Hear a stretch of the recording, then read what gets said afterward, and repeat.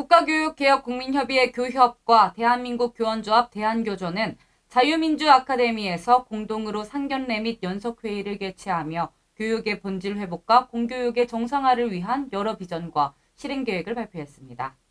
교협 조성환 대표가 개회사를 통해 교육개혁의 중요성과 교협의 설립 취지에 대해 강조했고, 자유민주당 고영주 대표와 최강 전 보건복지부 장관, 최동규 고문단장이 축사를 통해 교육 현장의 문제점과 개선 방안에 대해 이야기했습니다. 박상윤 사무총장은 대한교조의 비전과 로고송을 소개했고, 교육의 정상화와 교사의 역할에 대해 설명했습니다. 연석회의에서는 교협의 설립 취지와 사명, 비전, 전략, 주요 과제 및 역할 분담에 대한 브리핑이 이루어졌습니다.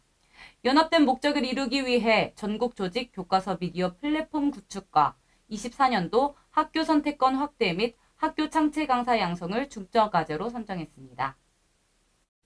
마이크로소프트가 애플을 바짝 추격하며 전 세계 시가총액 1위 기업 자리 탈환을 눈앞에 두고 있습니다.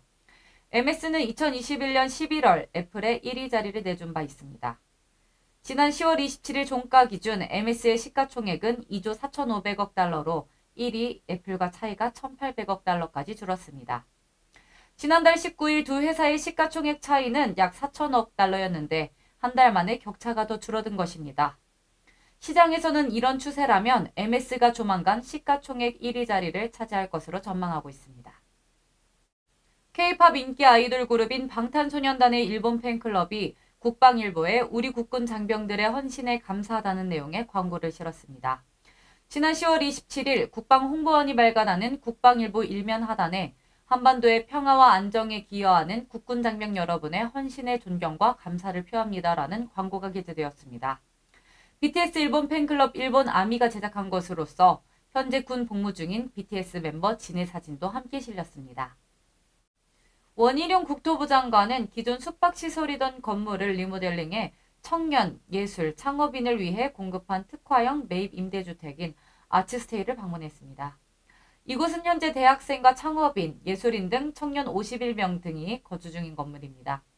한국토지주택공사 LH가 127억 원을 들여 매입하였고 LH로부터 위탁을 받은 사회적 기업 안테나가 운영하고 있습니다.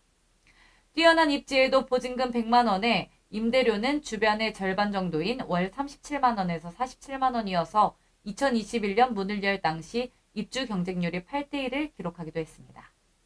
원 장관은 세탁실과 회의실 등의 공용시설 등을 둘러보면서 이 건물에 거주하는 청년들과 만나 거주하면서 느낀 점과 특화형 청년주택에 대한 건의사항 등을 살펴보았습니다.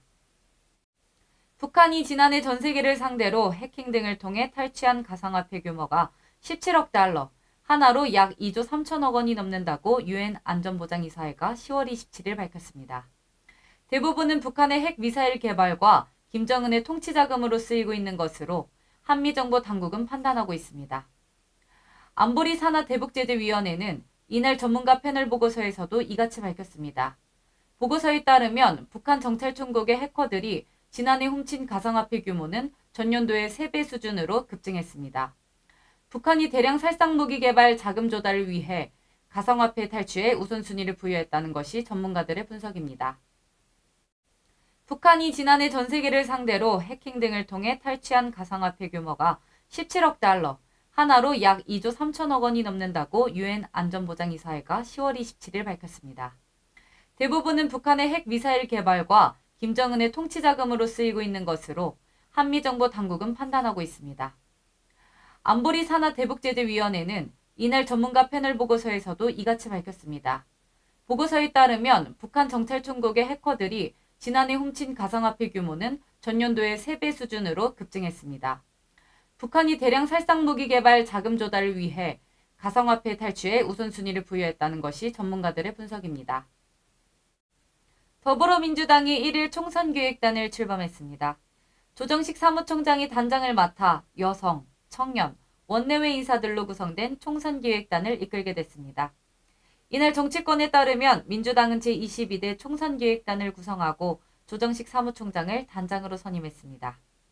이번 총선기획단은 여성, 청년, 원외 몫으로 민주당 원내외 인사들이 위원으로 포함됐고 여성, 청년 몫으로 신현영 민주당 의원, 또 청년정책을 총괄하는 청년미래 연석회의 박영훈 부의장이 들어가게 됐습니다. 박 부의장은 현재 민주당 청년정책 당내 조직인 랩 2030에도 참여하게 됩니다.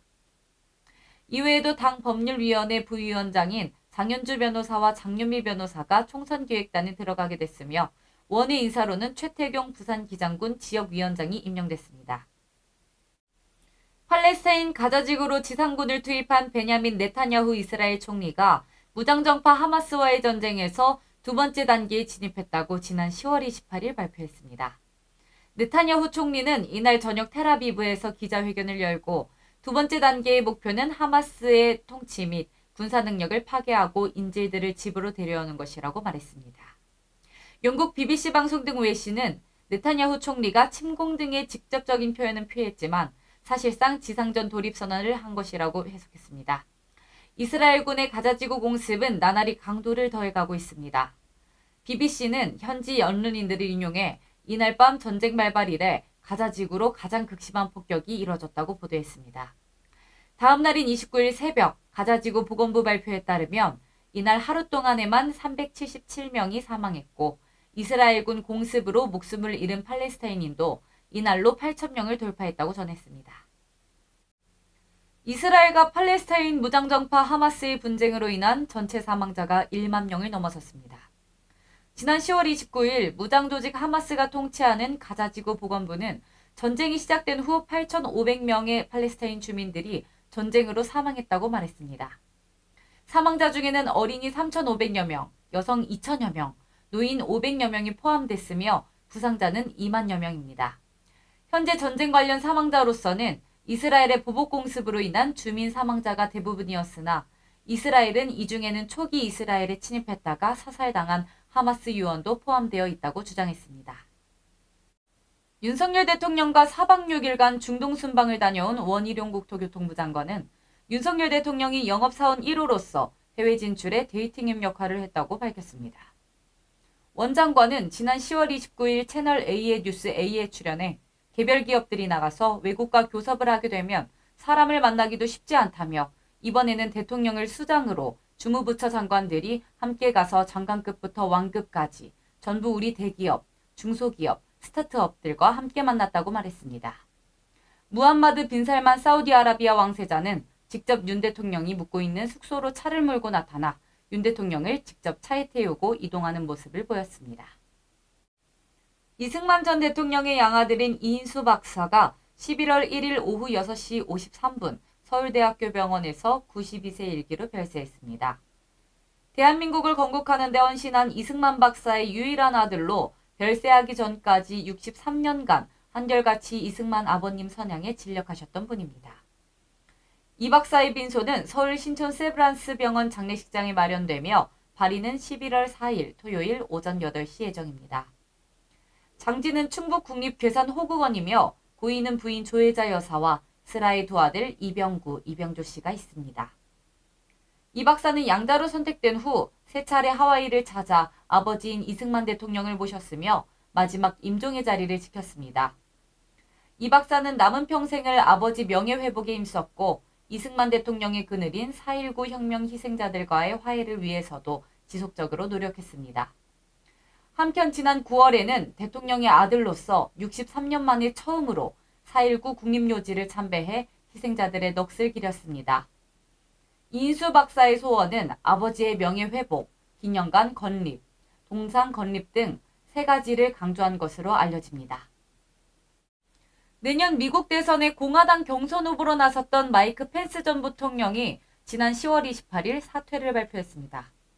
펜스는 이날 네바다주 라스베거스에서 열린 공화당 유대인 연합 컨퍼런스에서 성경에 따르면 모든 일에는 다 때가 있다. 지금은 나의 때가 아니라는 것이 분명해졌다며 많은 기도와 숙고 끝에 나의 대선 운동을 오늘로 종료하기로 결정했다고 말했습니다.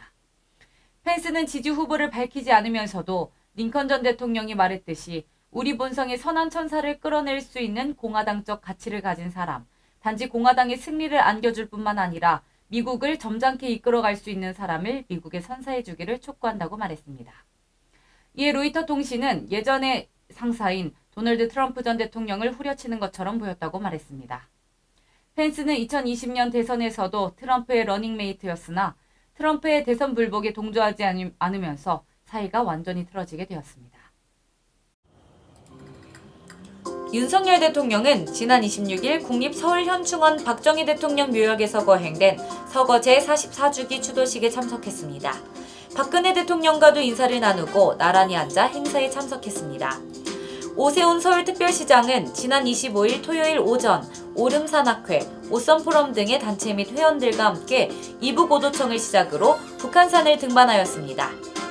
윤석열 대통령은 국가조찬 기도회에서 김대기 비서실장이 대독한 축사에서 윤석열 정부의 약자 복지를 실천하는 데 한국교회가 지혜를 모아달라고 요청했습니다.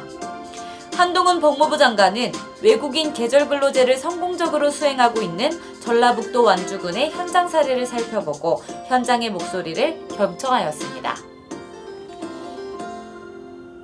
2028년도 대입 개편안에 대한 학부모들의 반응이 대체적으로 긍정적인 반응입니다. 우리 대한교조도 마찬가지입니다. 계열 간의 단절 없이 사탐과 가탐의 과목을 통합적으로 융합하고 기본 공통 과목으로 출제함으로써 학생들의 융합적 사고력 향상에 기여할 것이기 때문입니다. 미래 세대를 키워내는 교육은 분절과 단절이 없는 융합적 사고를 바탕으로 이루어져야 합니다. 시대의 변화를 잘 읽어낸 개편안으로 보입니다. 공통교과형 수능으로의 전환도 긍정적입니다. 그동안 선택교과에 따라 표준 점수의 유불리 현상이 발생했고 이로 인한 쏠림 현상이 굉장히 심각했습니다. 공통 과목으로 출제할 경우 과목 선택 간 불균형 문제를 해소하여 이는 결국 수능에 대한 신뢰성 확보에도 기여할 것입니다. 특히 출제 대상을 전환하면서 한국사의 범위가 근현대사에서 치중되었던 것을 벗어나 한국사 1, 2로 확대된 점을 매우 환영합니다. 그렇지만 무엇보다 중요한 것은 이렇게 개편된 대학 입시안이 학교 현장 그리고 학생과 학부모들에게 신뢰를 받기 위해서 흔들리지 않고 유지가 되어야 한다는 사실입니다. 어떤 정책이든 완벽하고 무결하여 100%의 만족을 이끌어내기는 힘듭니다. 그러나 특히 교육정책, 그 중에서도 대학 입시정책은 더더욱 그러합니다. 그런 상황에서 70%가 넘는 학부모들의 긍정적으로 평가한다는 평가는 매우 고무적인 결과이므로 교육부와 관계자들은 이번 대입 개편안을 아주 정교하게 잘 정비하여서 교육 현장에 제대로 안착시켜야 합니다. 교육은 백년지대기이기 때문입니다.